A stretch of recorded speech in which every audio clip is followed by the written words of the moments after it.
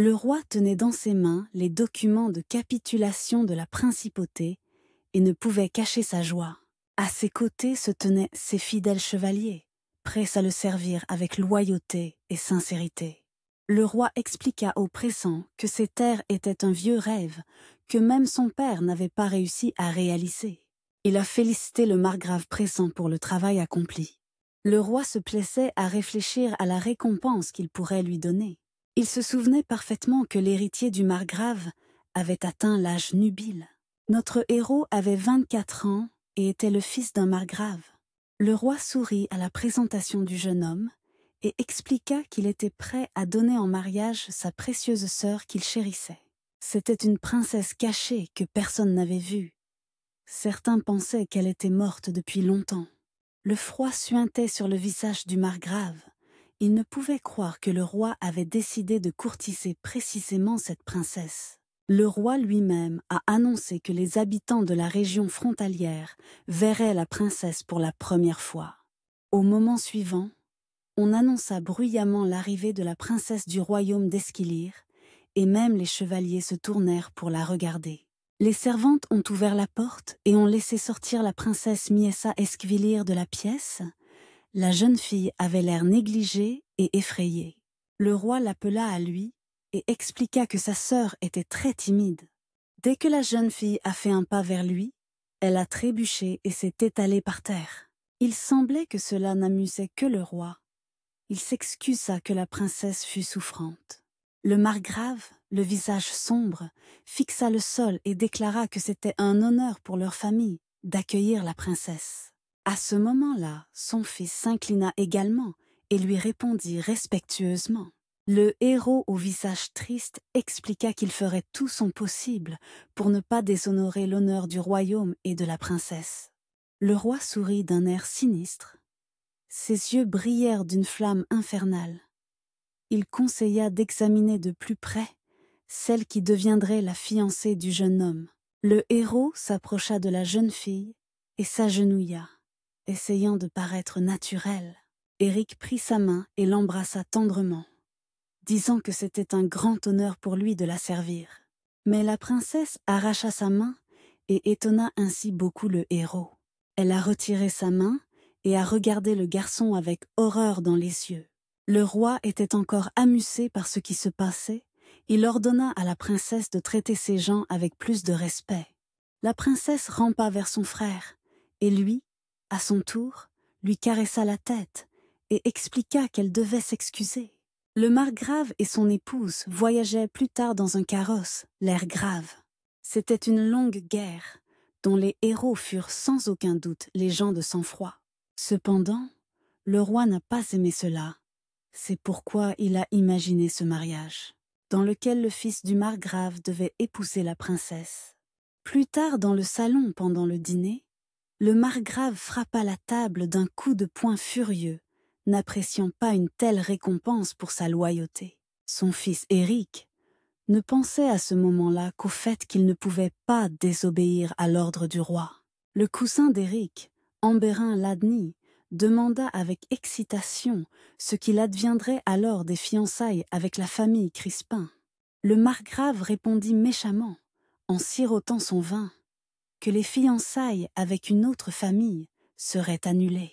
Un peu plus tôt, la duchesse était assise avec ses servantes pour une tasse de thé, et elles ont expliqué que la princesse ne pouvait pas dormir séparément.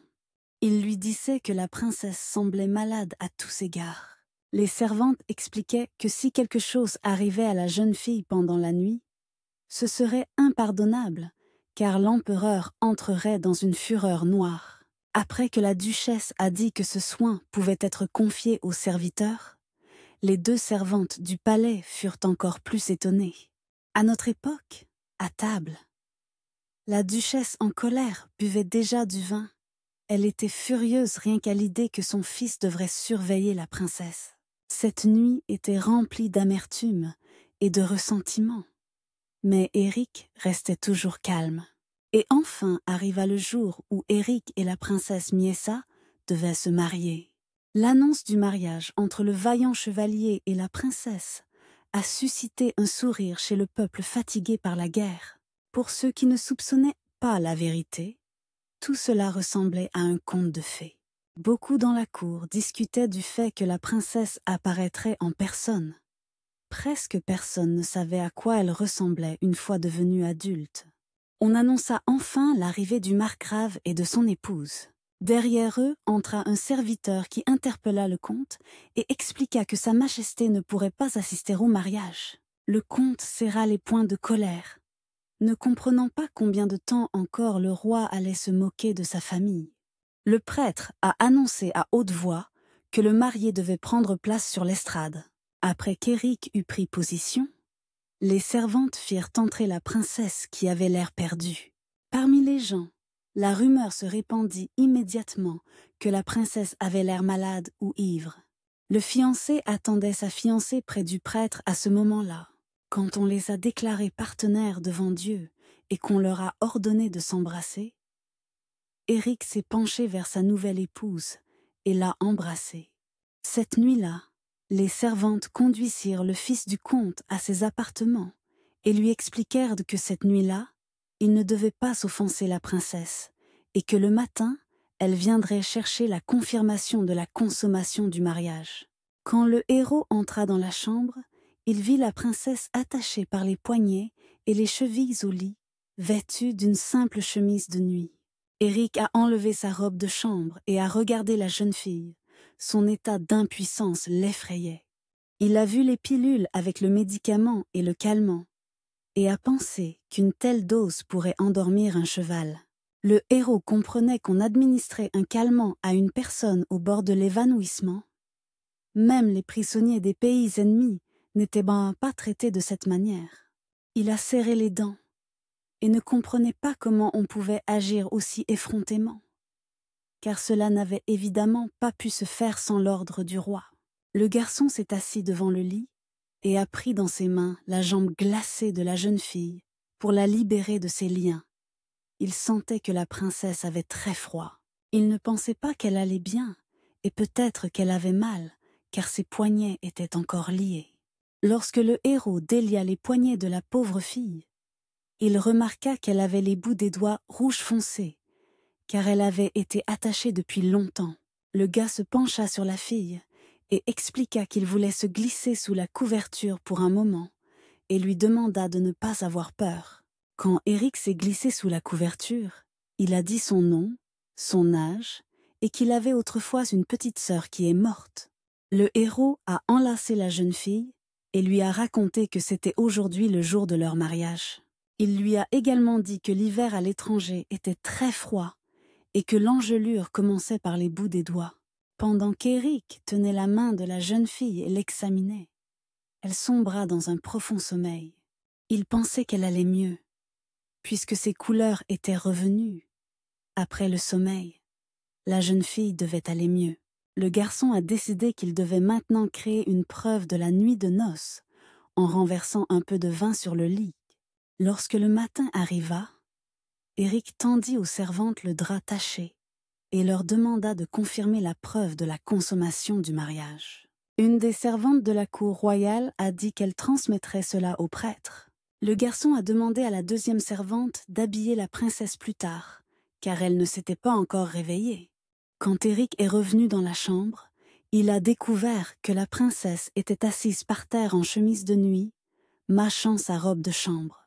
Le garçon s'est approché de la princesse avec inquiétude et lui a expliqué qu'elle ne pouvait pas manger cela. Il lui a tendu un croissant et lui a demandé d'y goûter. C'était quand même mieux que le halva. La princesse goûta la croissant, sans détourner son regard d'Éric. Il était très heureux que la fille ait finalement mangé quelque chose et que cela lui ait plu. Quand le garçon est revenu au domaine de ses parents avec sa fiancée, il la leur a présentée. Les nouveaux mariés ont été accueillis par le père d'Éric, sa mère, la servante et le majordome. La princesse grimpait déjà sur l'énorme statue d'ours, tandis que la servante essayait d'expliquer qu'il ne fallait pas s'y monter. Le garçon a attrapé la fille dans ses bras. La servante a essayé de la reprendre pour que le fils du comte puisse se reposer un peu. Mais il a refusé. Éric a expliqué à tous que la princesse était devenue membre de sa famille aujourd'hui et comme elle était malade, il devait lui accorder une attention particulière. Un peu plus tard, toute la famille s'est réunie autour de la table à manger. Le garçon renvoya les servantes, disant que pendant le déjeuner, il s'occuperait lui-même de sa femme. Une des servantes a expliqué que la princesse causait beaucoup de problèmes pendant les repas. Eric a demandé si la princesse avait des préférences alimentaires, et on lui a répondu qu'elle mangeait de tout. Le garçon a pris une fourchette et a essayé de nourrir la fille. Dès que Miessa a mis le régal dans sa bouche, l'instant d'après, elle l'a déjà recraché au visage du héros. Au moment suivant, elle a attrapé l'assiette de soupe et a commencé à l'agiter en renversant tout autour d'elle. Eric a attrapé la jeune femme par les poignets et a calmement conclu que la nourriture ne lui avait apparemment pas plu, tandis que les servantes riaient derrière. Lorsque les servantes emmenèrent la jeune fille dans une chambre pour la remettre en état, le margrave demanda durement à son épouse s'il y avait un sens à laisser la jeune fille en vie. Sa femme a répondu par des gestes que s'ils la tuaient, ils mourraient tous eux-mêmes. Dans le royaume d'Esquilire, il existait 3 familles qu'on appelait les piliers. La famille Salakès était responsable de la stabilité intérieure du royaume. La famille Crispin était responsable de la sécurité intérieure. Et la famille Ladinov était responsable de la sécurité extérieure. Chacune de ces familles ayant eu une énorme influence sur l'armée et la défense du royaume. La précédente roi d'Esquilire avait 3 épouses de différentes familles. La première reine était la fille du duc de Salakès, qui lui donna un prince tyran. Merlaïk II n'accomplissait pas ses devoirs royaux et a instauré une tyrannie. Sous le prétexte de restaurer le pouvoir royal, la famille Salakès a été anéantie par ses propres mains, et ne s'en contentant pas, il a commencé à persécuter les 2 familles restantes. 2 familles ne pouvaient plus tolérer l'oppression du roi et conclurent un pacte secret de succession, prévoyant une révolte dès la fin de la guerre. Mais tout ne s'est pas passé comme prévu. La famille Oladin a remporté des succès dans cette guerre et a gagné la sympathie du peuple, las de la tyrannie. La comtesse a raconté qu'auparavant, tout allait bien avec la princesse. On disait que la vue des gens mourant dans le royaume l'avait amenée dans un tel état. Le duc ne comprenait pas qui sa femme et son fils plaignaient. Il a expliqué qu'il devait remettre Ambéric à sa place. Le marquis Crispin lui a dit que s'il voulait un héritier de leur famille, il pouvait simplement le remplacer par un autre. Le comte supposa que la situation de son fils était en danger à cause de cette fille folle. Il a raconté comment le duc Agaël n'avait pas encore décidé, car il était faible de caractère. Le cousin du roi, le grand-duc Agaël, était le seul membre vivant de la famille royale, à part la princesse. Il était nécessaire pour que le coup d'État soit reconnu comme légitime. Le duc est devenu invalide à cause d'un accident et ne peut pas avoir d'enfant. Le duc était furieux et disait que rien n'allait selon les plans. Quand il est parti, Éric est resté seul avec sa mère et elle a versé du vin. Son fils pensait que le mariage entre les familles était impossible dès le départ. Sans héritier évident du trône, convaincre la noblesse pourrait prendre des années, aussi longtemps que la fille du marquis pourrait rester célibataire. La duchesse pensa que, semblait-il, à force de temps passé sur les champs de bataille, ses instincts politiques s'étaient émoussés. Dans une situation qui est parfaitement compréhensible, même pour un jeune homme comme Éric, le duc propose de tuer cet enfant. Le gars a initialement proposé d'évaluer la situation. La duchesse, avec une expression sérieuse, expliqua au héros qu'il ne devait pas s'attacher à la jeune fille. Elle a dit que la sympathie était superficielle et qu'elle ne pensait pas que son fils était différent en quoi que ce soit. Quand Éric se dirigeait vers la chambre, il pensait tristement que sa mère voulait peut-être aussi se débarrasser de la princesse. Il se rappelait l'état de la jeune fille la nuit dernière et son visage triste et éteint. Lorsque le héros s'approchait de la chambre, il entendit les voix des servantes qui criaient sur la jeune maîtresse. Ils ont essayé de la calmer, Mais la princesse avait beaucoup mangé aujourd'hui et était très forte. Les servantes discutaient activement des visages des gens, en particulier de la famille du héros, dans ce domaine. À ce moment-là, Eric est entré dans la pièce et a ordonné aux serviteurs de partir, car leur journée de travail était terminée. Il a entendu quelques mots devant la porte, mais ne pouvait imaginer comment on l'avait traité jusqu'à présent. Le héros pensa que la princesse était de bonne humeur aujourd'hui. Elle était assise tranquillement et caressait ses cheveux. Il s'est assis à côté de la jeune fille et a dit qu'il espérait qu'elle aimerait le domaine. Et si elle avait des questions, il lui a demandé de lui en parler.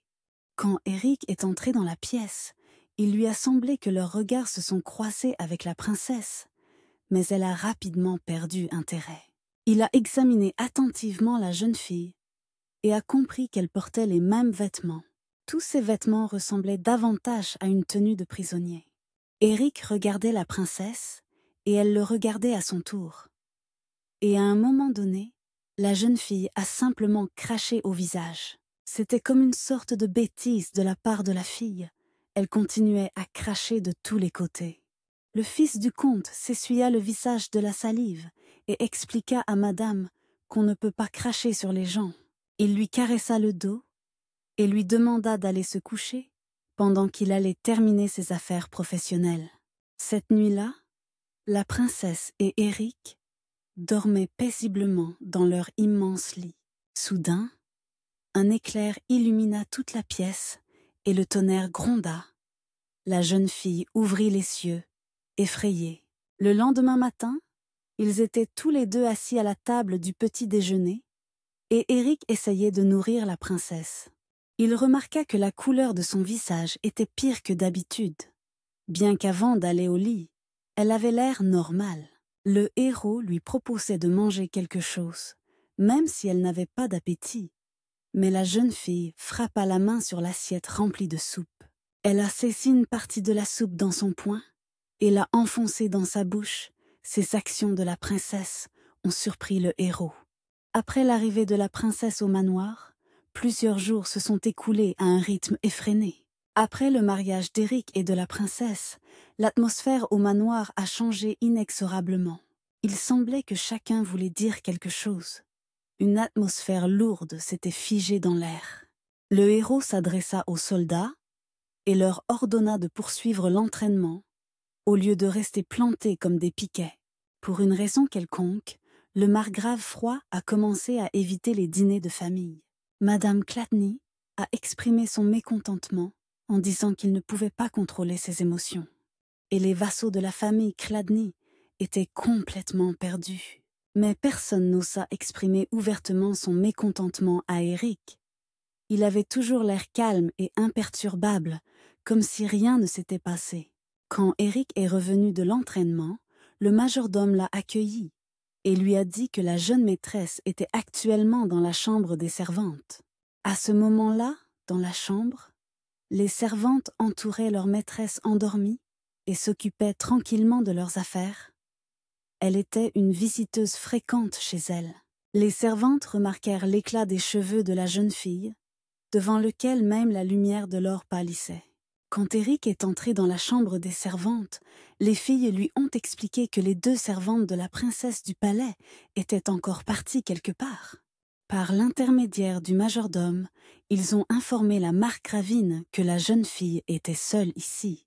Eric prit la princesse dans ses bras et expliqua qu'il prendrait désormais soin de sa femme.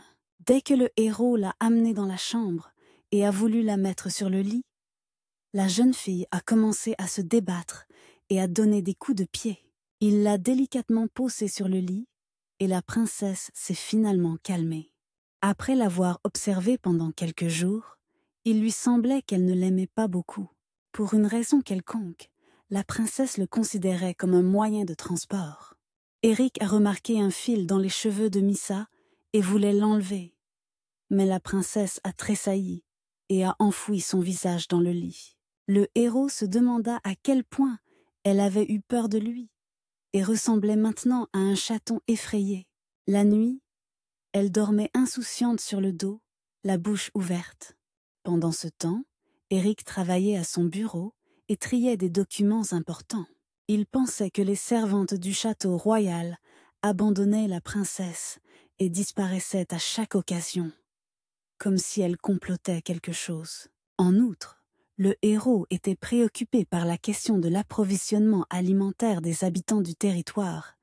Il y avait trop de choses à régler. Outre tout cela, il y avait un autre problème. Éric avait reçu une lettre mentionnant les résultats de la surveillance d'un homme dont la rencontre avec une femme avait été confirmée. Cette fille de la taverne était encore une fois avec son père. Quand le père a soudainement commencé à discuter du mariage avec la famille Crispin, Éric était alors le seul à avoir des soupçons. En regardant en arrière, il comprenait qu'il avait raison. Pour les chevaliers et les vassaux, la proposition de son père ne semblait pas une mauvaise idée. Mais pour une raison quelconque, Éric ne pouvait se débarrasser de son inquiétude, alors il surveillait prudemment son père depuis ce jour-là. Et c'est alors, à peu près à cette époque, qu'il apprit qu'une certaine jeune fille de la taverne fréquentait souvent les appartements de son père. Alors, le héros a été confronté pour la première fois à la faute de son père, ce qui a laissé un arrière-goût amer dans son âme.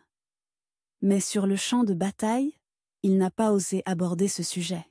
Éric cherchait à savoir si cette femme avait des motivations cachées ou des protecteurs, mais il n'a rien trouvé d'important. Mais après la fin de la guerre, le père du héros a ramené cette fille de la taverne ici. Elle a même ordonné à son bras droit de la prendre comme deuxième épouse. Le gars n'avait pas d'autre choix que d'informer prudemment sa mère de cela, en lui transmettant les preuves par courrier. Et dans sa réponse d'aujourd'hui, la femme de chambre Adèle a écrit que la comtesse ne voulait rien entendre à ce sujet. Elle a également écrit que si elle était aristocrate, il serait plus facile d'en apprendre davantage sur son passé. Mais cette femme n'avait aucun lien, à l'exception du capitaine Kelbaniche, qui venait parfois dans cette maison. Il n'y avait pas d'autres visiteurs.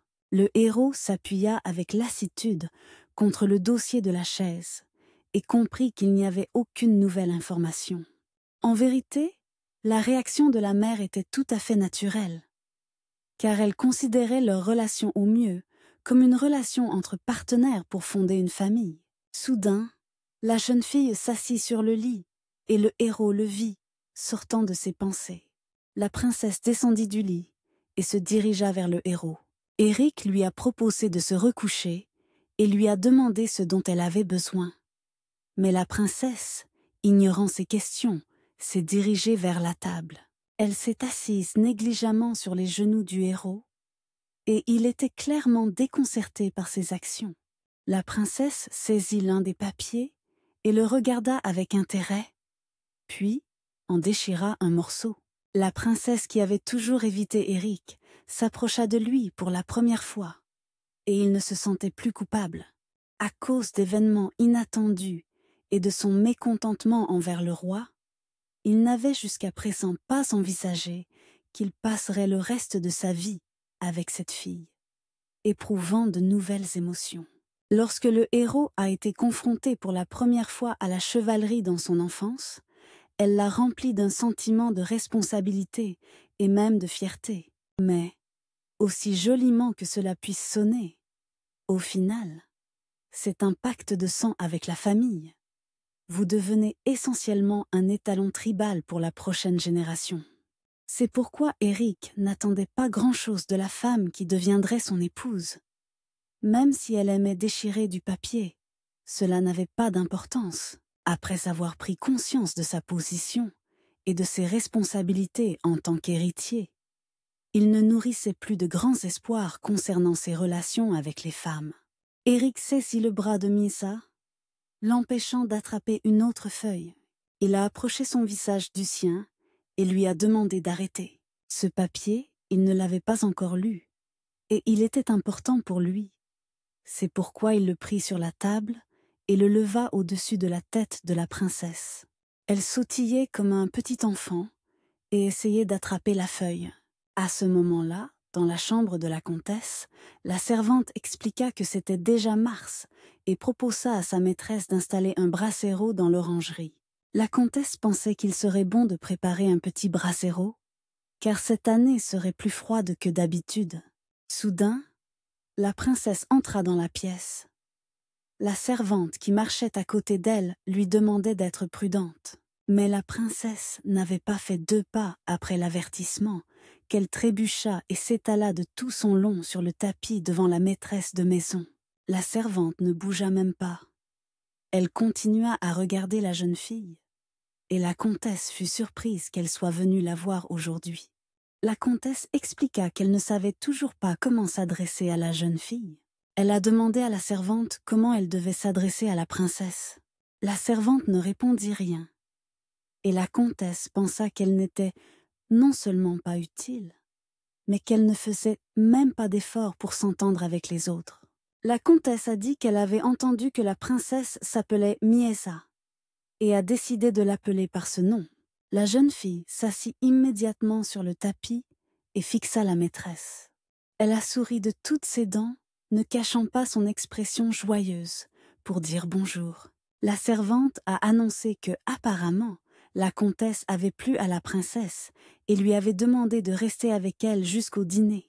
La domestique de la comtesse a rapporté que Madame Diana traînait toute la journée sans rien faire et que personne n'avait jamais vu Madame Malika dans les environs du domaine. La princesse était alors allongée sur le tapis et y dessinait des motifs. Madame a demandé à Adèle d'aller chercher ses médicaments à la pharmacie car elle avait mal à la tête. Quand la servante les a récupérés, elle a encore une fois demandé à la femme de chambre si c'était bien ses médicaments. Pendant que la dame souffrait de douleur, la princesse s'est rapprochée tout près d'elle en rampant. Adèle vit la jeune fille poser sa tête sur les genoux de la comtesse. Et pour la première fois, la dame permit cela à quelqu'un. La comtesse a raconté que, d'après ce qu'elle avait entendu, la princesse avait été témoin, dans sa jeunesse, de l'assassinat de plus de la moitié de la famille royale. Elle caressa la tête de la jeune fille, s'imaginant comment elle aurait pu devenir folle rien qu'en voyant cela. La comtesse a avoué que c'était un très bel enfant, avec une couleur d'yeux stupéfiante. Elle a demandé à la servante de s'assurer que la petite fille mangeait. Adèle se demanda à quel moment la dame avait pu s'approcher de la princesse d'assez près pour voir ses yeux. La servante pensa que la couleur de ses yeux pourrait lui rappeler une autre personne. Pendant ce temps, Miesa se frotta les yeux, fatiguée. Quand Éric est revenu de l'entraînement, le majordome l'a de nouveau accueilli et lui a dit que la jeune maîtresse avait passé la journée avec sa mère. À ce moment, la dame était assise sur le canapé. La princesse était allongée là, les jambes sur ses genoux, tandis que la servante essayait de prendre les ciseaux de la comtesse pour lui couper les ongles elle-même. À ce moment, Éric est entré et a été visiblement surpris de voir que sa mère coupait les ongles des pieds de la princesse. La comtesse essaya rapidement d'expliquer que, semble-t-il, pendant les promenades, Missy était gênée pour marcher. C'est pourquoi il était nécessaire de la tondre. Éric pensa que ce n'était pas habituel pour sa mère de s'occuper ainsi de quelqu'un. Habituellement, elle pouvait ressentir une petite sympathie. Mais couper les ongles de quelqu'un d'autre était inouï. Même avec son propre fils, elle a toujours été rationnelle. Mais à présent, la comtesse regardait la princesse avec une tendresse à laquelle il était difficile de croire. Une telle expression sur le visage de la mère du héros était réservée à une seule personne, sa jeune sœur Rosie, quand elle était en vie. Le héros ne savait pas si sa mère pouvait projeter ses souvenirs de Rosie sur la princesse. Éric a demandé à sa mère de lui donner des ciseaux pour couper lui-même les ongles de la princesse. La raison de son inquiétude grandissante résidait dans les souvenirs obsédants du comportement de la mère le jour de la mort de Rosie. Le garçon s'est mis à couper les ongles de la fille et se demandait s'il pouvait intervenir dans cette situation. La princesse était alors allongée, gênée et mécontente, regardant droit devant elle. Adèle, en la regardant, comprit que la jeune fille ressentait une sorte de malaise. Elle a pris un biscuit sur la table et l'a enfourné dans la bouche de la princesse. Éric a demandé ce qu'elle venait de faire et Adèle a avoué qu'elle avait eu l'impression que la princesse était mal à l'aise. Sa mère, à ce moment-là, se réjouissait simplement que Misha aime les sucreries. Un peu plus tard, Eric était assis à table avec la princesse et lui demandait de bien mâcher sa nourriture pour ne pas s'étouffer. Il ne comprenait pas ce que sa mère avait vu exactement, puisqu'elle s'était souvenue de Roussi. Peut-être était-ce la couleur de ses yeux. Mais si c'est à cause de la couleur des yeux, il y avait aussi le cousin Ambéric. Pourtant maman ne l'a jamais traité différemment. Dans la pièce entra le majordome avec une caille rôtie et s'excusa pour le retard du plat chaud. Pendant ce temps, Eric réfléchissait au fait que lorsqu'il mangeait seul avec la princesse, elle se comportait d'une manière plus ou moins adéquate. Soudain, la princesse s'est repoussée de la table et a couvert son visage de ses mains. Le héros s'est levé avec inquiétude, pensant qu'elle s'était sentie mal. Il a remarqué qu'elle ne pouvait pas regarder la caille et s'est empressé de la remettre au majordome. Le héros vit le visage inquiet et épuisé de la princesse et décida qu'elle avait eu une expérience négative avec une caille. Après un certain temps, la jeune fille est entrée dans la chambre des domestiques et s'est allongée sur le sol avec une pelote de laine. Les servantes essayaient de la faire rouler sur les couvertures pliées sur le sol pour que la princesse n'ait pas froid. Une des servantes a dit que, peut-être, la maîtresse ne comprenait pas, mais que c'était une tendance habituelle. Une autre servante lui a répondu que la jeune fille pouvait comprendre quelque chose. La troisième servante a raconté comment le Seigneur traitait son épouse avec tant de précaution que ses pieds ne touchaient jamais le sol. Une autre servante demanda si le maître avait toujours eu de tels goûts. Les autres ne comprenaient pas pourquoi la servante parlait si négativement de ses relations. Une des servantes a avoué qu'il ne serait pas mal que leur jeune maîtresse porte de meilleurs vêtements.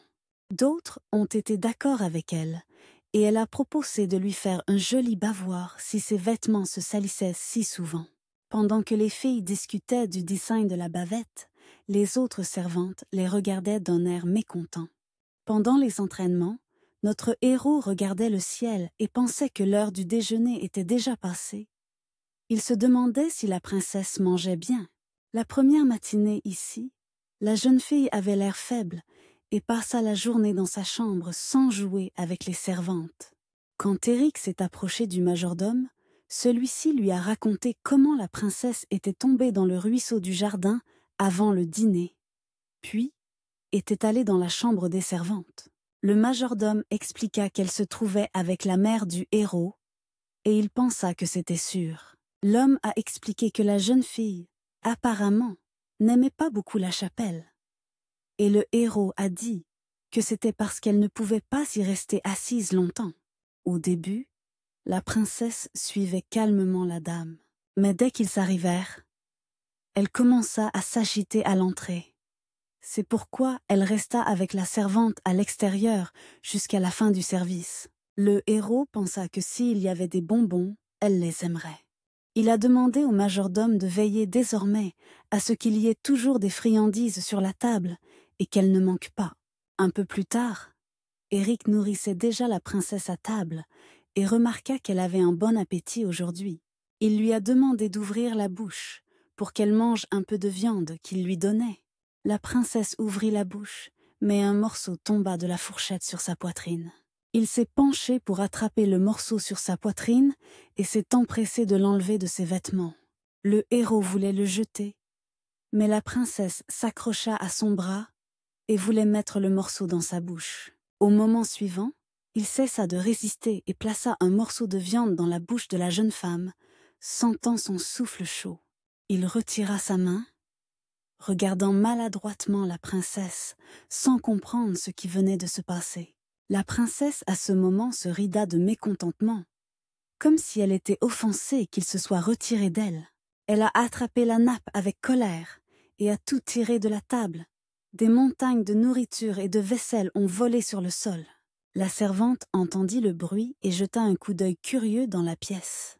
La princesse était assise avec une assiette sur la tête, tandis que le seigneur essayait de se débarrasser de la nourriture sur ses vêtements. La servante s'approcha de la jeune dame et lui ordonna de la suivre, se plaignant intérieurement de la fatigue de devoir nourrir la princesse chaque jour. Cette nuit-là, pendant que la princesse dormait, le héros était allongé sur le côté, réfléchissant à ce qui s'était passé ce jour-là. Il a légèrement frappé le lit du poing, car sa tête était un véritable chaos. Eric sentait encore la chaleur au bout des doigts.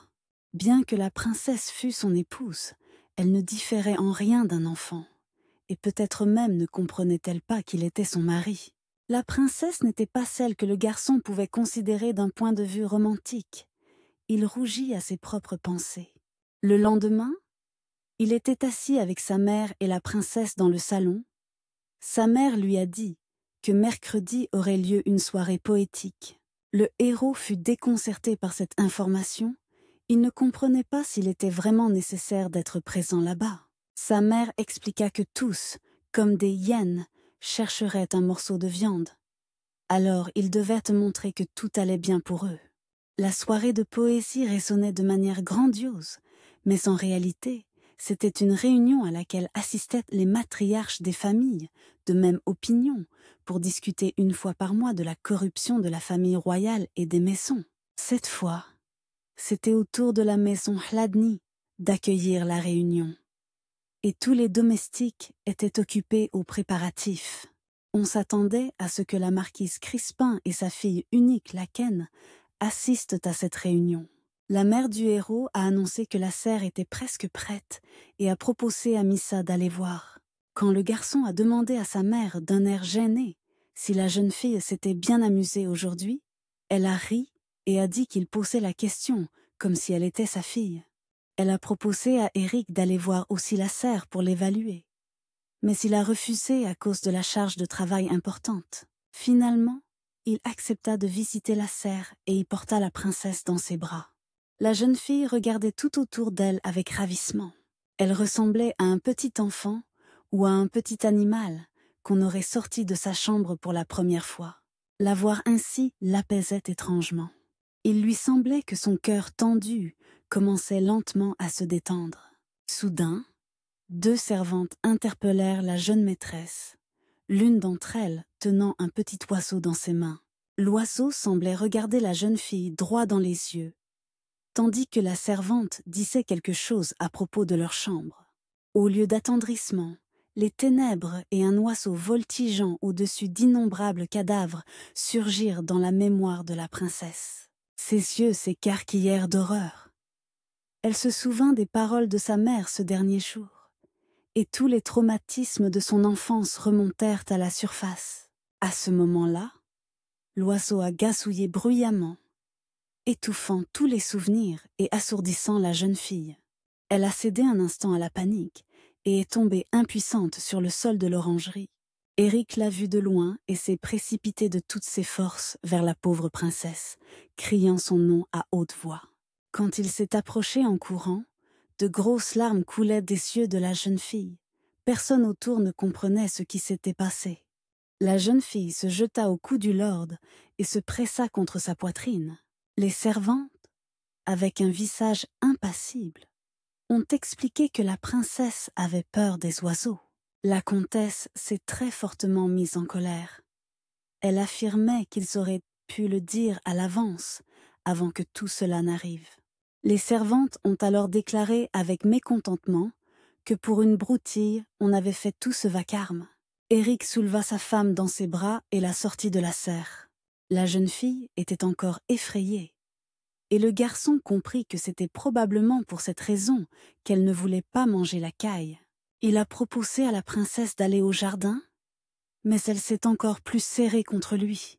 Peut-être que tout ce temps, Miessa s'est sentie enfermée entre 4 murs, car elle sortait rarement quelque part avec sa mère. Le héros s'assit avec la princesse sur la balançoire et lui promit que s'il venait des oiseaux, il les chasserait tous. Il a essuyé ses larmes sur sa joue, et la jeune fille regardait sa silhouette majestueuse de bas en haut. Quand la fille s'était déjà endormie, le coussin est arrivé et a salué Eric. Le héros lui a demandé de disparaître, et l'autre a fait remarquer que c'était très grossier. et que cela ressemblait à ce qu'Éric avait peur que la jeune fille ne se réveille. Il lui a dit que beaucoup de rumeurs circulaient sur le héros et la princesse, et qu'elles s'étaient même parvenues jusqu'à sa maison, puisque son oncle flatte les autres membres de la famille pour faire de son fils Ambéric l'héritier de la famille. On ne peut pas prendre à la légère les rumeurs qui circulent à l'extérieur. Ambéric a raconté qu'une des servantes du héros racontait partout des contes de fées. Cependant, Ambéric, qui préfère la liberté, ne veut pas être l'héritier, et il fait confiance au héros depuis qu'ils ont combattu ensemble sur le champ de bataille, confiant leur vie l'un à l'autre et partageant ce qui aurait pu être leur dernier mot. C'est pourquoi il a longtemps soutenu le héros dans sa lutte contre son oncle, son père. Ambéric s'assit sur l'herbe, sourit et raconta que grâce au garçon, plusieurs jours avaient été amusants. Il a demandé si Éric était vraiment tellement subjugué par sa femme qu'il lui coupait les ongles, et le garçon a expliqué qu'il ne pouvait pas rester à l'écart pendant que sa mère le faisait. Ambéric, à son tour, regarda le héros et remarqua que ses actes étaient un peu étranges. Il a entendu dire que les pieds de l'épouse du héros ne touchaient pas le sol. Les servantes disaient qu'il ne la laissait pas quitter ses bras. Le héros fut surpris par ces paroles, mais expliqua que la jeune fille avait beaucoup de mal à marcher et qu'elle pouvait faire n'importe quoi. Son ami a souri avec ironie et a redemandé s'il faisait vraiment tout cela pour sa famille. Il a raconté que lorsqu'il avait entendu cela, il avait pensé qu'Éric avait organisé un spectacle brillant pour tromper le roi. Ambéric a pointé du doigt le garçon et a avoué qu'il ne pensait pas que le héros irait aussi loin. Il ne comprenait pas comment on pouvait vivre avec une telle femme et ne pas s'en débarrasser au plus vite. Mon ami affirmait qu'Éric a failli épouser Lakin Crispin avant que ce malheur n'arrive. Le héros soupira tristement et expliqua que c'était ainsi que le roi les avait laissés tranquilles et que tant que son intégration dans la famille était bénéfique, c'était tout ce qui comptait. Le bouilloire a informé que tout le monde traite la princesse comme la peste. Quelques jours plus tard, la soirée poétique arriva, et l'une après l'autre, les dames faisant partie de l'alliance avec la famille Clanny arrivèrent dans la serre. La mère et la fille de la famille Crispin sont également arrivées. Après que tout le monde eut pris place, Éric et Missa sont entrés un moment pour les saluer. Bien que des dizaines de regards se soient abattus sur eux en un instant, et que les félicitations hypocrites soient devenues un bonus supplémentaire. Tout au long de la réunion, l'atmosphère maladroite entre les familles Crispin et Hladny était évidente pour tous, bien que tout le monde fit semblant que ce n'était pas le cas. Le héros prit son épouse dans ses bras et expliqua à tous que, comme elle était malade, il devrait ne partir plus tôt. Quand Éric sortit de la serre, la fille de la famille Crispin, qu'il devait épouser, le rattrapa et l'interpella. Le héros se tourna vers elle et expliqua qu'il était imprudent de sortir ainsi de la serre pour une conversation privée. À ce moment-là, quelqu'un se tenait derrière l'arbre le plus proche et écoutait attentivement. Une jeune fille rousse au visage sérieux a demandé au héros de ne pas avoir d'enfant. Après cela, elle jeta le mouchoir qu'elle tenait dans son dos tout ce temps et partit. Un peu plus tard dans la calèche, après la soirée poétique, la mère demanda à sa fille rousse si elle avait tout fait comme il faut. Sa mère avoua qu'à la seule vue de leur bonheur, elle était prise de dégoût. Elle supposait que la princesse était de celles qui plaisent aux hommes, tandis que sa fille regardait distraitement par la fenêtre du carrosse. On pouvait dire que Lakin Crispin avait été élevé pour hériter, sans rien apprendre d'autre que les vertus d'une maîtresse de maison. Ces derniers temps, le héros pensait que son cerveau était surchargé lorsqu'il était assis tard le soir à son bureau. Le père, qui s'est passionné pour sa maîtresse et a négligé les affaires familiales, a bientôt dû assumer la majeure partie des tâches familiales. Dans les conditions d'une guerre prolongée, qui a entraîné de lourdes pertes humaines, la population ressentait un manque de nourriture. S'ils peuvent survivre à cet été, les soldats revenus dans leurs champs récolteront la moisson et la situation se stabilisera. Étant donné que la famille Ladni a joué un rôle énorme dans la récente guerre, ils ont mérité suffisamment de récompenses pour éviter ces problèmes. Cependant, la récompense du roi pour la famille Chladni fut quelques trophées militaires insignifiants et la mine de fer de Halrich, et aussi une princesse solitaire qui apparemment ne comprenait pas ce qui se passait dans sa vie. Le développement de la mine de fer de Kalrich prendra des années, ce qui n'aidera pas avec la pénurie alimentaire actuelle. Le héros remarqua que la princesse se dirigeait à nouveau vers sa table. Le principal problème pour le héros était l'absence de son père, ce qui poussait les vassaux à chercher un leader en Eric. Une responsabilité soudaine et des attentes élevées de chacun sont beaucoup plus douloureuses qu'il ne le pensait.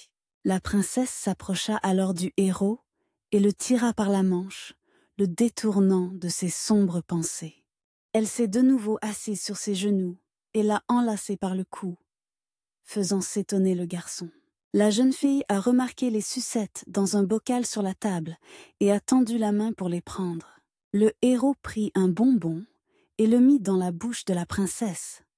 Il voulait tellement qu'elle reste avec lui, ne serait-ce qu'un peu. Le fait même que cette fille ne se soit pas enfuie, mais soit restée dans ses bras, apportait à son cœur un réconfort inexplicable. Le jour suivant, un groupe de jeunes filles au service de la famille Crispin vint au manoir voir la comtesse. Ils ont expliqué que leur dame avait laissé tomber son mouchoir quelque part dans la cour du manoir. Dans la haute société, le mouchoir est un objet qu'un homme et une femme échangent en signe d'amour. Pour une femme célibataire, laisser tomber son mouchoir dans la maison d'un ancien fiancé, désormais marié, est un grave problème. La comtesse ordonna à Adèle de faire en sorte que les femmes de chambre cherchent aussi le mouchoir avec elle et que les rumeurs ne se répandent pas. Toute la journée, les jeunes filles, accompagnées des servantes, ont cherché le foulard dans la cour et le jardin du domaine. À un certain moment, l'une des jeunes filles de la famille Crispin entra avec l'une des servantes de la reine princesse dans un endroit secret du jardin. Ils ont discuté du fait qu'il fallait s'occuper de cette femme dans les 2 ans, mais la servante a dit qu'elle pouvait s'en occuper maintenant. La dame a expliqué qu'ils devraient également rester en contact pour éviter les visites au margrave. La servante a proposé à la dame de choisir l'heure et le lieu de leur prochaine rencontre et a promis de s'y rendre. À ce moment-là, dans la pièce, la comtesse expliquait à Missy que pour la première fois depuis longtemps, toute la famille serait réunie à table et elle demandait à la princesse de bien se conduire. La jeune fille mâchait une serviette à ce moment-là, tandis que la comtesse disait qu'elle voulait qu'elle mange bien aujourd'hui. À ce moment-là, le margrave lui-même jeta un coup d'œil dans la chambre et vit sa femme coiffer les cheveux de mise. Tout cela le stressait terriblement, et même pendant le dîner, il lançait des regards haineux en direction de la princesse. Il ne comprenait pas ce que cette fille faisait à sa table en ce moment. La comtesse lui a demandé de ne pas jurer parce que Missy s'entraînait. Le comte était hors de lui de colère. Il ne comprenait pas pourquoi son fils courtisait ainsi la jeune fille et pourquoi sa femme se souciait tant d'elle. La comtesse se versa du vin, sourit et demanda au comte de ne pas faire attention à Missy, car la jeune fille n'en avait pas besoin. Le comte se leva de sa place, n'ayant plus l'intention de tolérer cela davantage, et expliqua qu'il rencontrerait bientôt le roi et qu'il fallait la surveiller. Personne ne sembla remarquer le départ du chef de famille. Tous étaient occupés par le dîner. Dès que le comte est parti, la comtesse a demandé à Éric s'il avait préparé des cadeaux pour la visite au palais. Et le garçon a répondu par l'affirmative. Dans le royaume d'Esquilire, il était de tradition pour un couple de rendre visite à leurs parents 50 jours après leur mariage. Pour Missa et Éric, c'était un palais. Enfin, le matin de leur voyage au palais est arrivé. Le héros trouvait étrange de voir pour la première fois une servante du palais effectuer son travail. La femme qu'Éric a épousée sous les regards compatissants des autres s'est avérée être le contraire de ce à quoi on s'attend d'un mariage. Une telle épouse n'était pas si mal. Il la regardait dans la voiture, pendant qu'elle était allongée, et sourit. Une servante à l'air généralement mécontent entra également dans le carrosse. Après un certain temps, ils arrivèrent et marchaient déjà dans le château, accompagnés d'un serviteur. Éric soutenait la princesse par les épaules, tandis que la lumière vive du soleil pénétrait à travers les immenses fenêtres. Le marbre gris froid recouvrait chaque centimètre du palais central. Cela aurait dû être effrayant, mais compte tenu des actions du roi, cela ne faisait qu'accroître l'inquiétude. Il y a 20 ans, le jeune roi est monté sur le trône et a stabilisé son pouvoir sans trop d'efforts, grâce à l'incroyable force de la famille de sa mère Salakès. Mais il y a 20 ans, quand beaucoup étaient à la guerre, quelque chose s'est produit dans la capitale. Et le comportement du roi a radicalement changé. Les sols du palais central étaient inondés de sang. Maintenant, chaque pas sur le sol de pierre suscite la pensée glaçante. De quel corps gisait ici? Le héros et la princesse furent introduits dans la salle du trône, et Éric salua le roi, tenant toujours la princesse. Le roi était assis sur le trône, entouré de serviteurs, et une jeune fille était assise à ses pieds. Le héros eut à peine lâché la princesse qu'elle tomba par terre, tandis que le roi continuait à dire qu'ils auraient sans doute bientôt des nouvelles d'un heureux événement.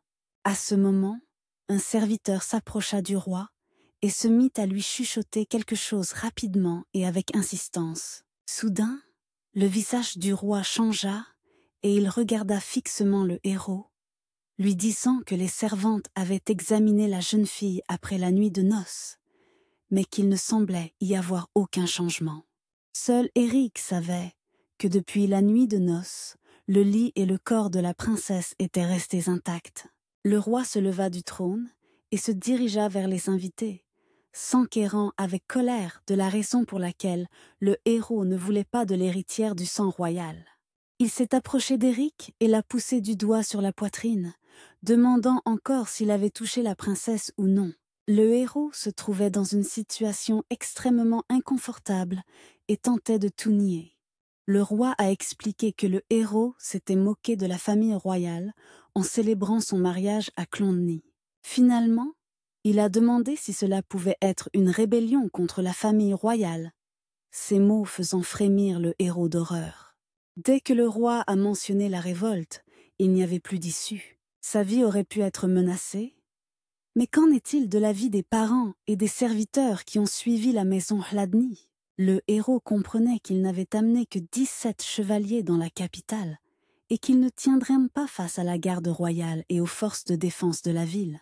À ce moment-là, le roi s'accroupit et fit signe à Missa de venir, et elle rampa aussitôt vers lui, à 4 pattes. Le roi caressa la tête de sa sœur et lui demanda de répondre honnêtement et sincèrement. Il a demandé à la princesse si son mari l'a déshabillée la nuit. Il semblait que même la princesse était surprise par cette question, et elle a essayé de ramper. Mais son frère l'a attrapée par les cheveux et l'a violemment tirée en arrière. Le héros cria et essaya d'arrêter le roi, mais celui-ci ne lui prêtait aucune attention et continuait à poser des questions à sa sœur. Finalement, Missy, épuisée, a dit qu'elle avait mal. Une fille inquiète, assise auparavant aux pieds du roi, regardait la princesse, tandis que son serviteur chuchotant se réjouissait de ce qui se passait. Le héros ne comprenait pas ce qui se passait. Ses yeux étaient écarquillés d'horreur, et les mots de la jeune fille sur la douleur lui revenaient à l'esprit. La princesse s'est assise par terre et a écarté les jambes, pointant du doigt le bas de son ventre. Elle continuait à dire que c'était douloureux. Le héros comprit qu'elle essayait de montrer ce qu'Éric lui avait fait la nuit de noces, bien qu'en réalité rien ne se soit passé. Le roi la crut sur parole et se leva, ordonnant de ne plus raconter de telles choses. Ensuite, il a donné un violent coup de pied à sa sœur et a ordonné à Éric de prendre ça. Le héros bondit vers son épouse et la soutint délicatement. L'incompréhension et le désespoir se lissaient simultanément sur son visage. Sur le chemin du retour, Dans la calèche, il tenait la pauvre fille sur ses genoux. Quand ils sont sortis du carrosse, ses yeux étincelèrent de colère. Et il a demandé au majordome de ne laisser monter personne à l'étage supérieur de l'aile ouest. Les servantes se regardaient avec étonnement, et Eric ordonna également d'amener Callan pour qu'il garde les appartements.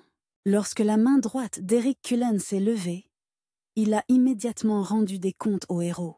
Eric lui a demandé de surveiller les appartements et de l'avertir immédiatement si quelqu'un montait. Enfin, le héros a amené la princesse dans la chambre et l'a assise sur le lit. Il a expliqué que maintenant personne ne les entendrait. Même si elle criait, il se penchait sur la jeune fille effrayée et dit que personne ne viendrait aujourd'hui. Le garçon lui a pris les mains et lui a expliqué une fois de plus que personne ne les entendrait et l'a supplié de dire quelque chose.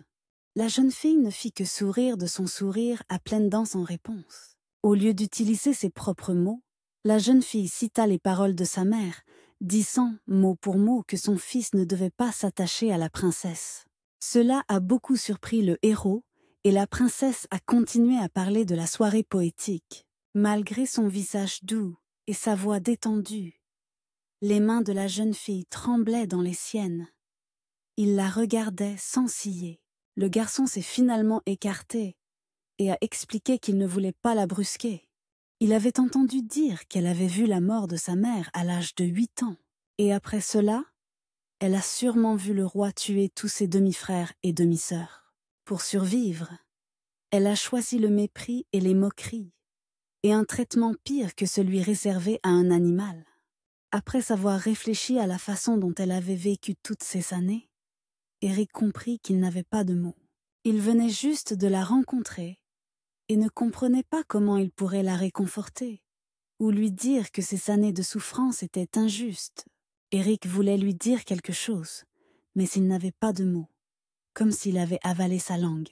Le matin, le majordome et les servantes apportèrent le petit déjeuner dans les appartements d'Eric et de la princesse. Le héros avait pensé tout ce temps qu'on le tuerait à cause du faux rapport fait au roi, mais il semble qu'il ait réussi à l'éviter d'une manière ou d'une autre. Lorsque la servante s'est glissée dans le lit pour réveiller la jeune maîtresse, Eric l'a arrêtée et expliqué que sa femme avait encore besoin de sommeil. La servante s'est docilement éloignée du lit, tandis que le majordome a proposé au héros de prendre son petit déjeuner seul pour le moment. Le gars avait l'impression qu'il s'était revenu vérifier s'il n'avait pas confirmé le mariage plus tard, mais peut-être que ce serait mieux s'il comprenait mal. La nourriture, mangée dans la solitude après une longue pause, ressemblait davantage à du sable pour le héros. La liste des tâches pour la princesse aujourd'hui était la suivante. Faire du désordre sur la table, déchirer et mordre les vêtements laissés par l'homme aux sourcils noirs. Ensuite, arracher une mèche de cheveux gris de la tête de la femme de chambre. C'était une journée difficile avec toutes sortes d'examens médicaux. Mais la fille s'en est sortie. Et tout cela à cause de l'homme aux cheveux noirs, la princesse avait peur qu'il révèle son secret aux autres. Elle avait l'impression que la veille, il s'était fâché contre elle, qu'il aurait très bien pu révéler son secret à tous et la chasser du domaine. Jusqu'à présent, il ne lui avait pas semblé être une mauvaise personne, et elle s'efforçait de chasser ses pensées. La jeune fille s'enfuit de la servante et courut vers la comtesse, qui l'accueillit avec un sourire. La princesse se dirigea tout droit vers elle, et la comtesse expliqua qu'elle lui avait déjà demandé de ne pas se déplacer sans serviteur, car c'était dangereux. La jeune fille tomba sur le canapé à côté de la comtesse, enfouissant son visage dans ses genoux. La comtesse caressa la tête de la jeune fille, et celle-ci pensa avec soulagement que la femme était la même que d'habitude aujourd'hui. Le majordome a commencé à lire les devis concernant la réparation de la clôture du jardin. Il a appris tous les prix. Dans le jardin du palais, on utilisait le bois de teck qui était fourni par les îles du Sud. La jeune fille se demanda si l'importation de matériaux était trop coûteuse pour cette maison. En outre, le majordome apporta à la comtesse du beurre et du fromage assez coûteux, et elle les goûta. Elle a trouvé cela très savoureux. Et elle a enfourné un morceau dans la bouche de la princesse pour qu'elle goûte aussi. La jeune fille se souvint comment l'homme aux cheveux noirs s'inquiétait du manque de nourriture pour les gens lorsqu'il était assis à son bureau. La comtesse se réjouit de voir Missa manger si bien le beurre et le fromage, et décida d'en commander davantage pour elle. La princesse, de son côté, ne comprenait pas pourquoi l'homme aux cheveux noirs et la comtesse étaient simplement ravis qu'elle mange. Quelle qu'en soit la raison, elle pensait que cette gentillesse ne pouvait pas être pour elle. Dans ce monde, personne n'irait aussi loin pour une princesse pestiférée. Le soir, Éric est entré dans la chambre de sa mère et a tendu les bras pour emmener la princesse avec lui. Habituellement, elle marchait tranquillement, mais maintenant elle se montrait têtue et ne voulait pas être portée, ce que la comtesse remarqua également.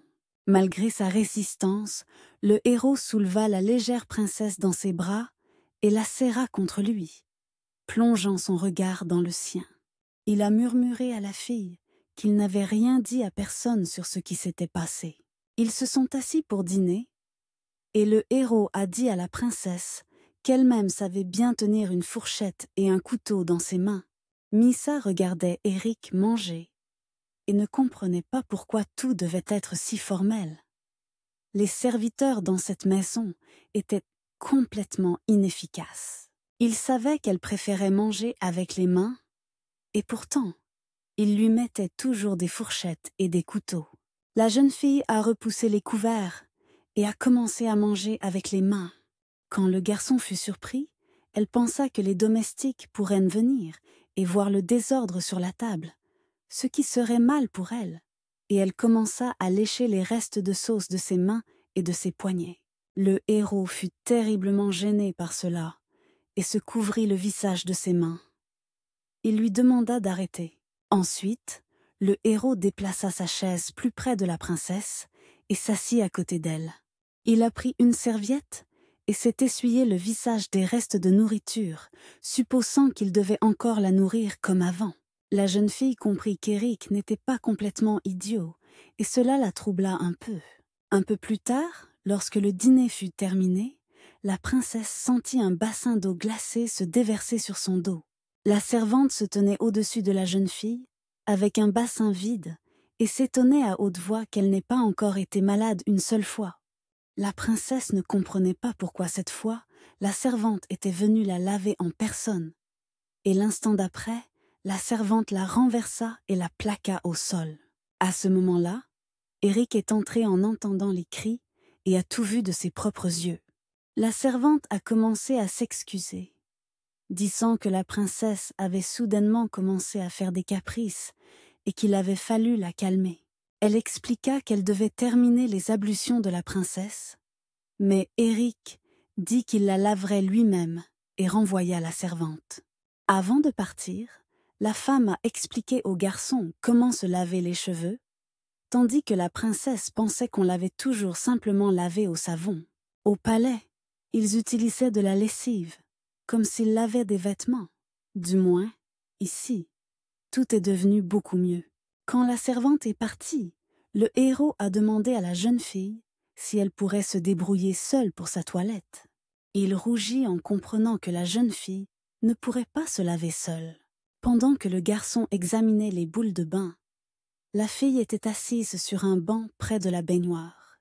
La princesse pensait qu'il s'était de nouveau mis en colère en rougissant et comprenait que si elle continuait à lui taper sur les nerfs, cela ne lui serait pas profitable.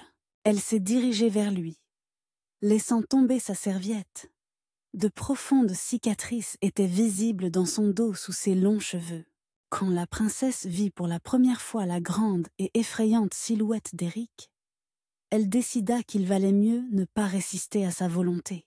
La jeune fille se tint devant Éric, pensant toujours que même s'il était grand et effrayant, il avait été plutôt gentil avec elle. Elle ne savait pas pourquoi il s'était mis en colère cette fois, mais ce n'était pas important pour elle. Il ne semblait pas qu'on lui avait fait mal pour une raison particulière auparavant. Soudain, les doigts chauds du héros effleurèrent le dos de la princesse. Il réfléchissait à haute voix sur le fait que si la blessure avait laissé une telle cicatrice, elle devait être très grave, et il voulait savoir qui l'avait infligée. Missa entendit une douleur dans la voix d'Éric, différente de tout ce qu'elle avait entendu de lui auparavant. La princesse répondit que c'était le roi qui lui avait fait ça. Et le visage du garçon se déforma effectivement de douleur et d'une tristesse indicible. Il a retroussé ses manches et a aidé la jeune femme à monter dans la baignoire, lui demandant de lui dire si elle ne se sentait pas à l'aise. Éric a avoué que c'était la première fois qu'il faisait quelque chose comme ça, et il a sorti un shampoing dans une petite bouteille pour laver la fille. Elle pensait qu'il aurait dû la laver comme un chien, mais au lieu de cela, le garçon lui a appliqué du shampoing sur la tête et a commencé à la masser doucement. Il était très agréable pour elle. Le héros a appliqué le produit sur l'éponge et a commencé à frotter doucement les épaules de la princesse avec. La fille s'est retournée et a pensé que la femme folle ne se souciait pas de qui lui laverait l'entrejambe. Mais les émotions de cet homme se répandaient sur la jeune fille comme une infection. Elle se sentait immédiatement mal à l'aise et rougissait avec lui. Après le bain, notre héros gisait sans force sur le lit, sombrant lentement dans le sommeil. Pendant ce temps, Miessa était assise au bord du lit. Il l'a touchée avec sa main et lui a demandé d'aller se coucher. Elle comprenait à quel point il était fatigué aujourd'hui. La jeune fille s'allongea à côté sur l'oreiller, sans chercher encore à se dégager du bras du héros. Elle ne le comprenait pas, selon elle. Hier il était ingrat, bien que le roi l'ait épargné. Et aujourd'hui déjà, il regardait ses cicatrices avec compassion. Une autre fois, quand la jeune fille mangeait, elle pensait qu'il ne pouvait cacher ses véritables sentiments et manifestait son aversion. Quand le héros s'est endormi, la jeune fille est descendue du lit et s'est faufilée sur la pointe des pieds dans la pièce voisine. Éric a senti que la princesse était partie et l'a suivie. Il l'a trouvée dans une autre pièce, debout devant un miroir, prononçant des phrases familières appartenant à d'autres personnes. La fille continuait à dire que « ça doit être dans ma chambre ».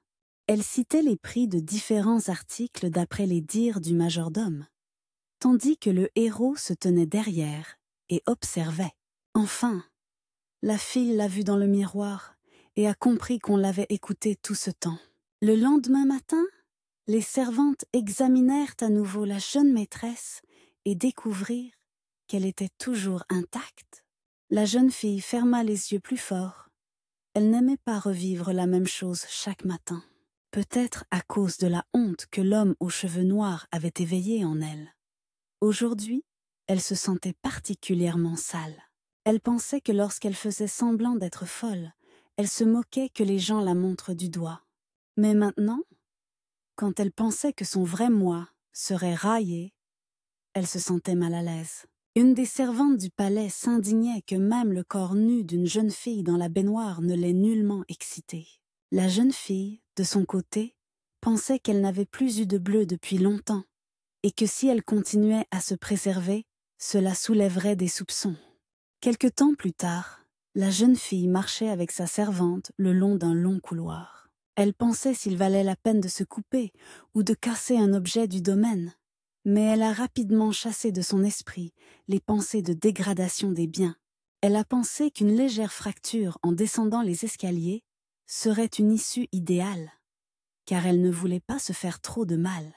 Dès que la princesse voulut faire semblant que ses jambes faiblissaient et qu'elle allait tomber dans l'escalier, de puissants bras masculins d'Éric la rattrapèrent. La princesse a essayé de se libérer, quand son mari a renvoyé la servante se reposer et a expliqué qu'il s'occuperait lui-même de la jeune fille aujourd'hui. Il l'emmena dans la serre après lui avoir expliqué qu'il n'y avait pas d'oiseaux, car il voulait savoir pourquoi elle ne les aimait pas. La jeune fille ne répondait pas. Elle jetait seulement de temps en temps des regards maladroits dans sa direction, en serrant les mains. Elle ne comprenait pas pourquoi il était si insistant, et Éric lui expliqua que personne n'entrerait dans la serre et qu'elle pouvait parler tranquillement ici.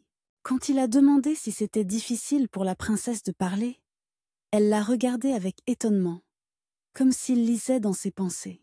Éric a supposé qu'il s'était écoulé beaucoup de temps depuis qu'elle avait parlé, et qu'il lui était maintenant inhabituel de prononcer des mots à haute voix. La jeune fille n'y avait jamais réfléchi, et elle ne savait pas comment l'expliquer. Mais il semblait que ces paroles pouvaient être vraies. La princesse hocha la tête, et le héros lui proposa la prochaine fois de ne pas hocher la tête, mais de répondre avec des mots. Ainsi, elle apprendrait plus vite. La jeune fille pensait que lorsqu'elle voyait l'expression sérieuse du visage du garçon, même si elle ne le voulait pas, elle ressentait pour une raison quelconque qu'elle devait répondre. La princesse ferma les yeux et dit qu'elle avait compris. Au même moment, sa propre voix lui parut très étrange. Elle rougit terriblement et couvrit sa bouche de ses mains. Éric éloigna sa main du visage de la jeune fille et la dirigea vers sa propre gorge pour qu'elle sente ce qui se passait quand quelqu'un parlait.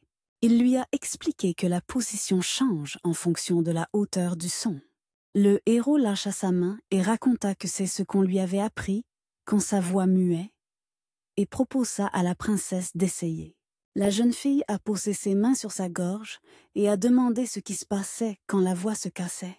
Le garçon éclata de rire, tandis que Miessa le regarda sérieusement, ne comprenant pas ce qui avait provoqué le rire d'Éric. Il s'est excusé et a expliqué que pour la première question, c'était très difficile. Alors la jeune fille lui a demandé ce que signifiait le fait que, bien qu'Éric ait chassé tout le monde, elle n'était toujours pas touchée. Le héros fut surpris par cette question, et il ne comprit pas de quoi elle parlait. Alors la princesse leva les jambes sur le banc et les écarta. Le visage d'Éric devint écarlate en un instant. Il a écarté ses genoux avec ses mains et a expliqué qu'il avait tout compris, et qu'elle n'aurait plus jamais besoin de montrer cela. Alors la princesse demanda à Éric s'ils allaient aussi s'en occuper. Elle savait que si bientôt il ne confirmait pas le mariage, elle serait renvoyée au roi. Le garçon était encore rouge. Il a expliqué qu'il avait besoin d'un peu de temps pour tout réaliser. Il a proposé à la princesse de mieux se connaître d'abord, afin de se débarrasser de la gêne. Lorsqu'ils se promenèrent dans la serre, Miessa pensait que, selon la servante, le roi avait ordonné de continuer à observer, de sorte que, peut-être, on ne la ramènerait pas au palais aujourd'hui. La jeune fille examinait différentes plantes et les pointait du doigt, tandis qu'Éric lui expliquait de quelle plante il s'agissait. Il a demandé si c'était vrai que la princesse n'était pas à l'aise pour marcher. Et à ce moment-là, la jeune fille l'a regardé, a souri d'un air narquois et est devenue écarlate. À ce moment-là, le héros comprit qu'elle les avait tous dupés dès le début sans aucune difficulté. La fille a montré comment elle avait péniblement perfectionné cette démarche oblique et boiteuse. Ensuite, elle se tint devant Éric et tendit les mains vers lui. Le héros prit la princesse dans ses bras et lui dit qu'aujourd'hui, elle avait marché beaucoup plus que d'habitude. La jeune fille se blottit contre lui et ferma les yeux. Cet homme lui semblait bien meilleur qu'elle ne le pensait. Dans les mémoires de la princesse, elle était allongée sur le sol du palais, et devant elle, une servante assise sur une chaise lui racontait la nuit de noces. La prêtresse lui lisait le livre sur la façon dont tout cela devait se passer. Elle lisait cela d'une voix monotone, et tout semblait étrange et fantasque, et une forte douleur en bas était même mentionnée. Pour elle, c'était l'une des choses les plus importantes pour renforcer le mariage. La princesse était assise dans la pièce, serrant un coussin, en pensant à cela. Idéalement, elle voudrait le faire dès que possible. Mais après leur conversation, Éric trouvait constamment des excuses et remettait cela à plus tard. La raison pour laquelle cet homme a retardé la nuit de noces est peut-être qu'il voulait faire annuler le mariage. Si toute la gentillesse qu'il manifestait n'était qu'un mensonge et qu'il ne faisait que gagner du temps pour se débarrasser d'elle, Éric remarqua à ce moment le regard pensif de la princesse et l'appela. Elle continuait à se demander s'il était possible que la voir nue ne suffise pas à l'exciter. Elle est soudainement devenue triste, car chaque fois les gens ici étaient gentils avec elle. et des pensées inquiètes venaient une centaine de fois par jour. C'est pourquoi Miessa voulait consolider ce mariage le plus rapidement possible afin de renforcer cette alliance. Elle aimait beaucoup le domaine, et quand elle y était, elle avait parfois l'impression d'être revenue au temps où sa mère était encore en vie. De ses pensées inquiètes et tristes, l'héroïne fut tirée par le héros qui était assis devant la princesse et tremblait des épaules. La jeune fille baissa la tête et dit « Qui voudra donner sa semence à une telle chose ?» Cela a déstabilisé le héros, et il la regarda avec étonnement. Quand il lui a demandé qui avait dit cela, la jeune fille a tristement détourné le regard. Il a deviné que c'étaient ses servantes et a essayé de la calmer, disant que ce n'était pas à cause de cela, mais parce qu'ils se connaissaient encore peu. La jeune fille se tourna vers le héros et cita ces paroles selon lesquelles ils devaient mieux se connaître. Le garçon regarda la princesse d'un air un peu perdu et lui demanda si elle voulait confirmer leur mariage. N'ayant pas reçu de réponse, il sourit et se détourna, disant qu'il avait encore besoin de temps, laissant la jeune fille perplexe. Miessa s'est renfrognée et a attendu patiemment ce qu'il pourrait lui dire d'autre. Le soir, quand la princesse était déjà au lit, le héros lui expliqua qu'il y avait beaucoup de questions complexes pour le moment. Il a posé sa main sur celle de la jeune femme et a conclu qu'elle voulait se marier, tandis que lui voulait apprendre à la connaître. Après cela, il a souri et lui a proposé de partager quelque chose chaque nuit. Pour commencer, il a demandé à la jeune fille quelle était sa nourriture préférée.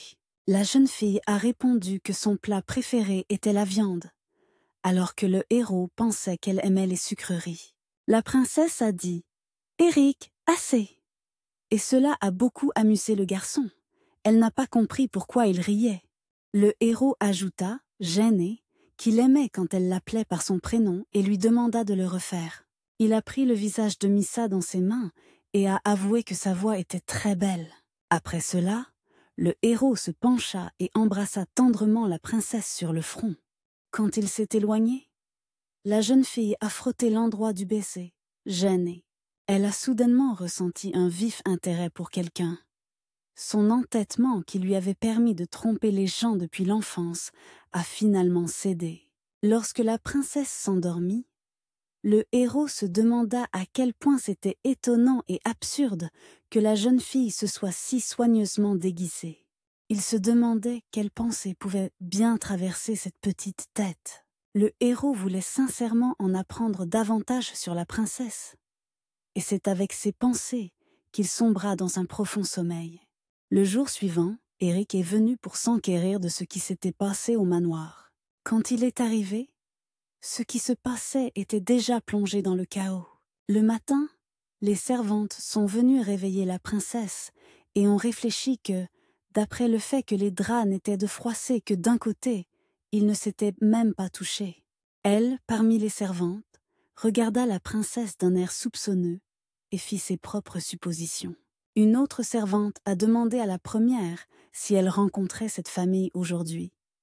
Et celle-ci a répondu que ce serait demain. L'héroïne pensait que le trouble s'aggravait sans cesse depuis plus de 10 ans. Les servantes ne comprenaient pas pourquoi les 3 piliers du royaume étaient encore dans un tel état et combien de temps elles devraient rester ici.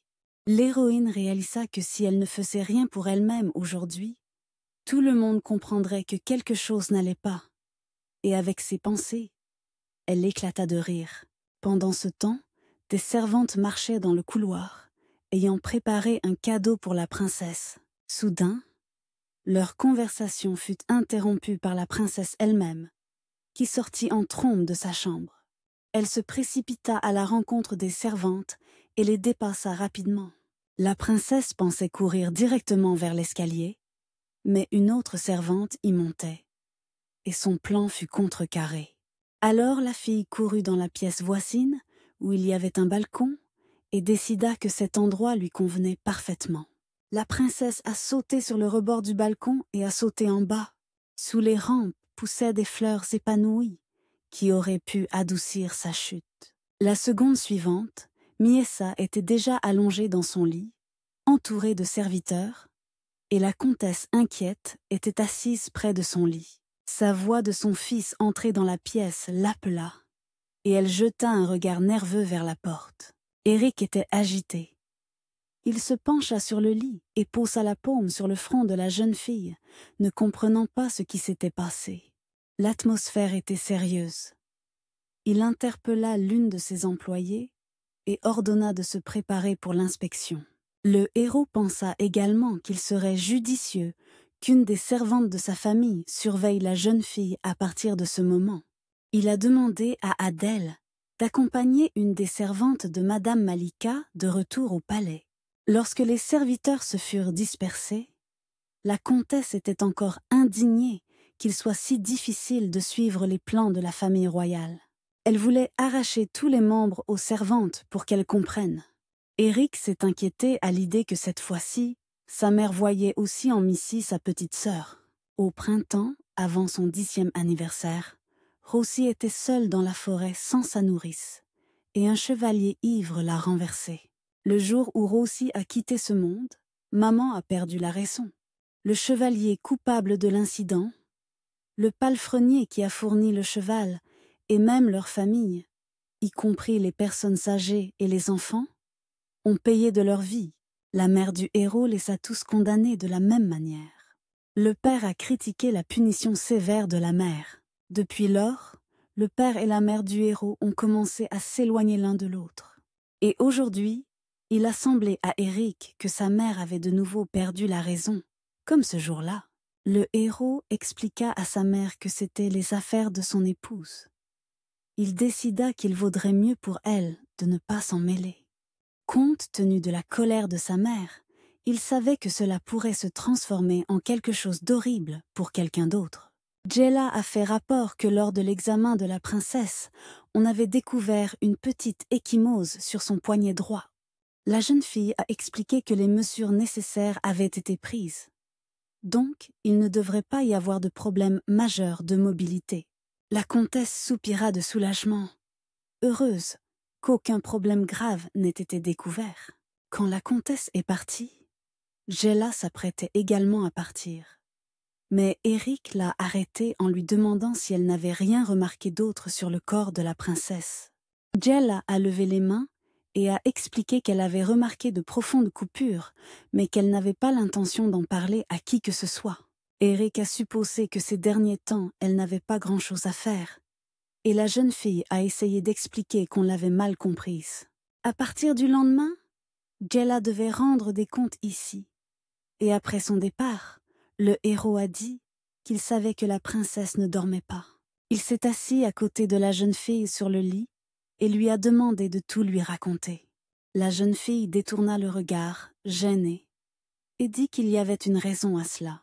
Le héros soupira et lui demanda de ne plus jamais se faire de mal. Il s'est penché plus près de Miss et a dit qu'il ne lui interdisait pas de faire quelque chose, qu'elle pouvait faire ce qu'elle voulait, mais que l'essentiel était de ne pas se faire mal.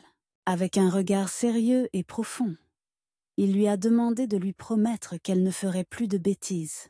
Après que la fille eut promis à Eric de ne plus jamais refaire une telle chose, il lui dit que Jella veillerait désormais sur elle. Il a expliqué qu'on pouvait lui faire confiance, car elle n'était pas du genre qu'on peut acheter. Eric a demandé si elle se souvenait de Cullen et a raconté qu'il voulait maintenant aussi le faire monter la garde devant ses appartements. Après avoir perdu 2 doigts lors de tortures, ce gars utilise sa main gauche pour manier l'épée. Le héros expliqua également que, puisqu'elle était blessée, il prévoyait de faire une pause et de rester avec elle. Ces mots firent une impression joyeuse sur la jeune fille. Il lui a caressé la tête et expliqué qu'il devait partir régler des questions, mais qu'il reviendrait bientôt auprès d'elle. La princesse s'assit dans son lit et se précipita vers le héros, se demandant s'ils auraient désormais beaucoup de temps et beaucoup d'histoires, et s'ils pourraient aussi se rapprocher. Ses actions imprévisibles l'ont surpris, et il lui a sérieusement demandé comment elle pouvait lui en parler alors qu'elle était blessée. La jeune fille recula et regarda le héros d'un air perplexe. Il lui a demandé de ne même pas y penser, jusqu'à ce qu'elle soit complètement rétablie. Ils étaient si différents. Celui qui était lié par l'étiquette et les obligations.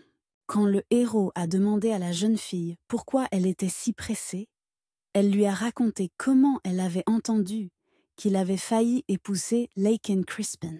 Le héros fixa la jeune fille d'un air étonné, comme si on avait révélé ce qu'elle n'aurait pas dû savoir ni ressentir. Il enlaça Missa et expliqua qu'il n'avait aucune envie de divorcer d'elle et que si elle avait des questions, elle pourrait toujours lui demander d'abord. Eric a essayé de lui expliquer qu'il ne lui cachait rien. Il se souvenait même qu'elle s'était assise sur ses genoux et avait lu les documents. Le garçon remit la princesse en place et lui demanda si elle aimait passer du temps dans l'atelier. Elle lui a expliqué que ce n'était pas amusant et qu'elle venait à l'atelier simplement parce qu'il y faisait calme et qu'en plus il parlait de tout. Le héros fut surpris. Il comprit que la princesse ne se rendait chez les servantes que pour obtenir des informations. La jeune fille regarda le héros avec embarras et excitation et avoua qu'elle savait désormais tout. Elle a dit à Eric que le majordome aimait Adèle, mais qu'elle l'avait rejeté. Le héros fut frappé par une telle connaissance de la princesse. Il s'est allongé à côté d'elle et a avoué qu'il voulait discuter de plus près. La jeune fille pensa joyeusement que cela pourrait arriver aujourd'hui. Mais le garçon l'a légèrement enlacée et a demandé pourquoi Malika avait donné un pot de vin à la femme de chambre principale. La jeune fille ne voulut rien répondre et se détourna du héros. Il lui a demandé de raconter. Et la princesse a raconté que demain aurait lieu la rencontre de Malika et de l'escroc concernant les 3 piliers du royaume. 3 piliers du royaume appartenaient aux 3 grandes familles qui représentaient le royaume d'Esquilire. Ces familles étaient les Hladni, les Salas et les Crispins. Eric réfléchissait au fait que, très probablement, le pilier avec lequel Malika allait se rencontrer était Crispin. La princesse n'eut pas le temps de se plonger dans ses pensées à ce sujet, qu'Eric se pencha vers la jeune fille et l'embrassa sur la joue. Elle rougit et porta la main à sa joue, tandis que le héros expliqua que c'était pour la remercier de ses réponses. Le lendemain matin, une dispute éclata dans la chambre de la princesse. La servante du roi ne faisait pas confiance à Gerta. Gouela a mis la pommade dans sa bouche et a expliqué que ce n'était pas du tout un poison. Madame Malika, déconcertée par les actions de Jella, ne savait que dire. Le héros sourit, ravi que désormais quelqu'un des siens veille sur la princesse. Il s'est penché vers la princesse, alors qu'elle mâchait la couverture, et a expliqué qu'il reviendrait avant le déjeuner. En partant, il a conseillé aux serviteurs de bien prendre soin d'elle. Il ne comprenait pas entièrement les actions d'hier de Missa. Pourquoi elle s'était fait du mal, bien que cela lui ait donné l'occasion de faire pression sur les femmes de chambre du palais. Le héros pensait que la princesse avait pu concevoir ce plan dès le début. Pour comprendre ses véritables motivations, il devait d'abord se débarrasser des regards indiscrets. Le temps passant, dans le bureau d'Eric, son ami cria fort car on lui avait maintenant confié l'entraînement des chevaliers. Le héros savait que son ami n'avait de toute façon pas d'autre travail que de courir après chaque jupe. Il lui a demandé d'arrêter de bavarder et lui a confié la tâche de s'en occuper dès le lendemain. Quand l'ami est sorti, Callan a raconté que sur ordre, il avait assigné des chevaliers à Madame Malika et Crispin. Le héros l'a remercié pour son travail et lui a demandé d'amener Adèle et de ne rien dire à sa mère à ce sujet. Quand Adèle est finalement arrivée, elle ne savait pas pourquoi le jeune monsieur l'avait appelée. Après la visite d'hier au palais avec Madame Malika, elle a prudemment apporté la transcription du rapport de Palsgrave. Le héros remercia Adèle de lui permettre de se débarrasser des domestiques, mais s'il aurait besoin de son aide. Cette demande surprit la servante. Adèle convenait mieux pour choisir les servantes du palais que lui-même, qui avait passé 12 ans sur le champ de bataille. Eric lui a demandé que toutes ces informations n'atteignent pas les oreilles de sa mère, et Adèle a accepté. Il a raconté comment il avait entendu dire que Madame Malika avait donné un pot de vin à la femme de chambre en chef, et qu'il voulait d'abord s'occuper de cela. Adèle a expliqué qu'il serait difficile de contacter directement la femme de chambre principale, mais elle a entendu sa dame de compagnie, la vicomtesse, s'inquiéter des affaires de son beau-frère. Un peu plus tard, quand Eric est revenu dans la pièce, il s'est figé sur le seuil, stupéfait. Sur le sol étaient assis Miesa et Jella, qui dessinaient avec des peintures. Gwella lui a expliqué que la musique ou le théâtre étaient bon pour les gens souffrant de troubles mentaux. Mais elle a décidé que le dessin conviendrait mieux. Le héros vit la princesse attendrie et concentrée et sourit. Il s'est assis par terre à côté d'elle et a doucement essuyé la tache de peinture sur sa joue. Pendant que Jella parlait, toute l'attention du héros était concentrée sur Miss seulement. Le héros a expliqué que le travail de la jeune fille était terminé pour aujourd'hui et qu'elle devait revenir le lendemain matin. Elle venait juste de sortir par la porte et a marmonné avec rage. Comment peut-il la presser jusqu'à la dernière goutte? Cullen, qui se tenait près de la porte, lui a expliqué qu'elle serait payée pour tout le travail qu'elle effectuerait ici. Gwella l'a remarqué au moment précis où la porte s'est ouverte derrière lui et où Eric est apparu sur le seuil. Il a calmement demandé à la jeune fille où se trouvaient les vêtements de la princesse pour qu'elle puisse se changer. Quand Jella, en bégayant, a répondu au garçon que les vêtements étaient sous l'étagère, il a de nouveau claqué la porte juste devant son nez. Elle se demandait comment le commandant, à peine en termes avec la dame, continuait néanmoins à prendre autant soin d'elle. Elle était heureuse s'ils s'entendaient bien tous les deux. C'était l'essentiel.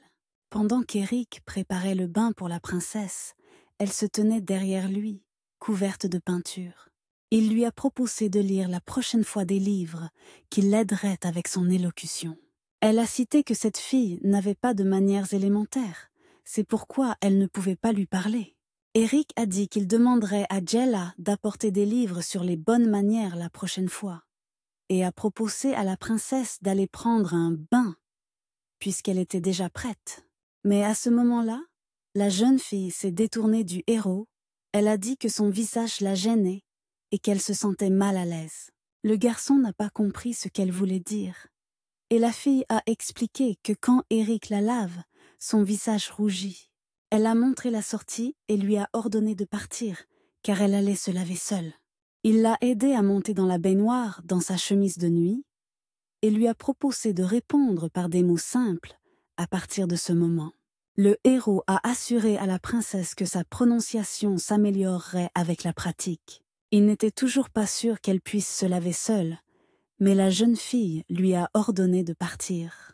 Le gars a laissé tomber avant de partir qu'elle devait l'appeler si elle n'y arrivait pas.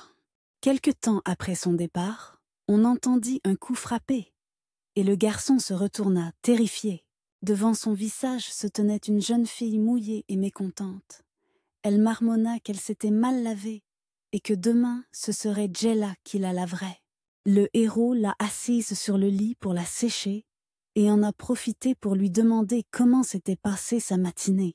Elle lui a raconté qu'avec Jella, elle se sentait bien et il a remarqué que les bouts de ses doigts s'étaient ratatinés à cause de l'eau. Eric a dit dans la cuisine que la princesse aimait la viande pour qu'il la prépare. Mais il se demandait pourquoi elle avait été si mince auparavant. La princesse se souvint que, parce qu'elle faisait semblant et se renversait tout dessus, les serviteurs avaient décidé de lui donner des légumes pour qu'elle ne se salisse pas. Le héros eut très pitié de la jeune fille. Il comprenait à quel point il la traitait avec irrespect.